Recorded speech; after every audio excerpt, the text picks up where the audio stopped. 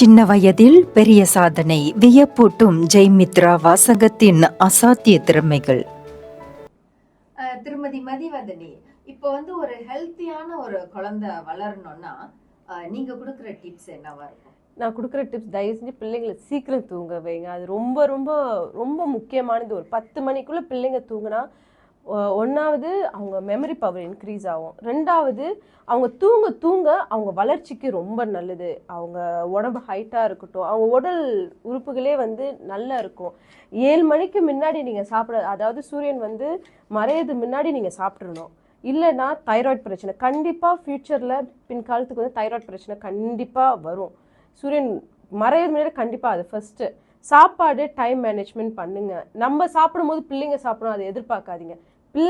முதல்ல பிள்ளைங்களுக்கு வந்து டைமுக்கு கொடுக்குறோமோ அதை நம்ம பார்த்துக்கிட்டோம்னா நம்ம வேலை செய்வோம், டைம் பத்தாது, அதெல்லாம் இருக்கும். பட் பிள்ளைங்க ரொம்ப முக்கியம். பிகாஸ் அவங்க தான் ஃப்யூச்சர் இல்லையா? அது ரொம்ப முக்கியம். ஜங்க் ஃபுட்ஸ் கொடுக்கவே கொடுக்காது. நம்ம சாப்பிட்றது சும்மா இங்கே கொடுக்குறது அதை தயவு செஞ்சு தகுத்துருங்க. நல்ல சாப்பாடை கொடுங்க, சத்தான உணர்வுகள் கொடுங்க. அது வந்து பின்காலத்தில் அவங்களுக்கு டிசீஸே வராமல் தடுக்கும். கண்டிப்பாக சத்தான உணவு ரொம்ப ரொம்ப முக்கியம். இது ரெண்டும் ப்ளீஸ் அது தயவு செஞ்சு எல்லா பேரண்ட்ஸும் அதை ஃபாலோ பண்ணுங்கள். ஒரு 10 நாள் ஃபாலோ பண்ணிங்கன்னா அவங்களே பழகுவாங்க, அவங்களே அந்த டைம் மேனேஜ்மெண்ட் அவங்களே அதை கற்றுக்குவாங்க.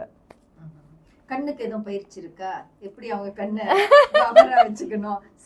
ஆமா, ஃபோன் தயவு செஞ்சு கொடுக்காதீங்க. ஏன் ஃபோன் கொடுக்குறீங்க? நம்ம இப்போ எல்லா பேரண்ட்ஸும் கண்டிப்பாக ஒரு 80s 90s பேரண்ட்ஸாக தான் இருப்பீங்க. யாருமே வந்து ஃபோனை பார்த்துருக்க கூட மாட்டோம். இல்லை ஓகே ஃபோன்னு கூட இல்லாத பல ஃபேமிலி இருந்திருப்பாங்க இல்லையா?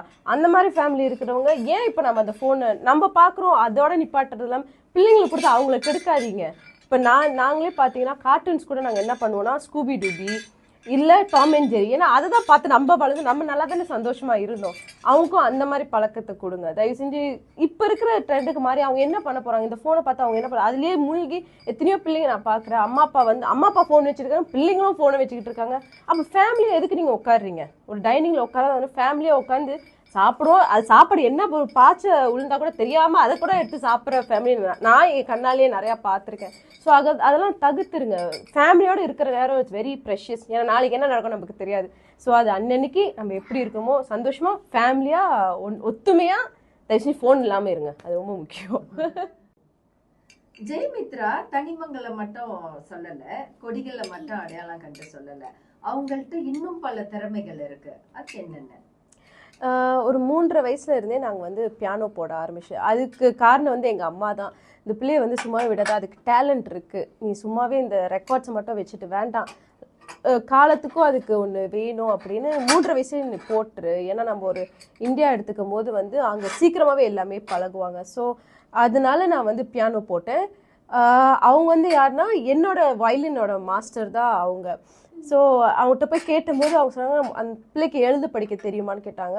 எழுத தெரியும் அப்படின்னு நான் சொன்னேன். 1 2 3 அதான் தெரியும் அப்படி போனோம். ஒரு 1வது ட்ரையல் கிளாஸ்லேயே இந்த பிள்ளையால் முடியும் அப்படின்னு சொல்லிட்டு அவங்க பியானோ எடுத்துக்கிட்டாங்க.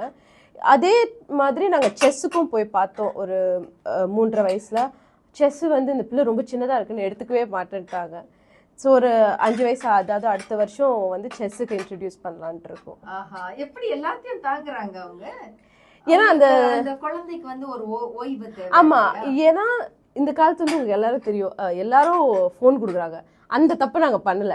அதனால அவங்க ஃப்ரீ டைம் அதிகமாவே இருக்கு.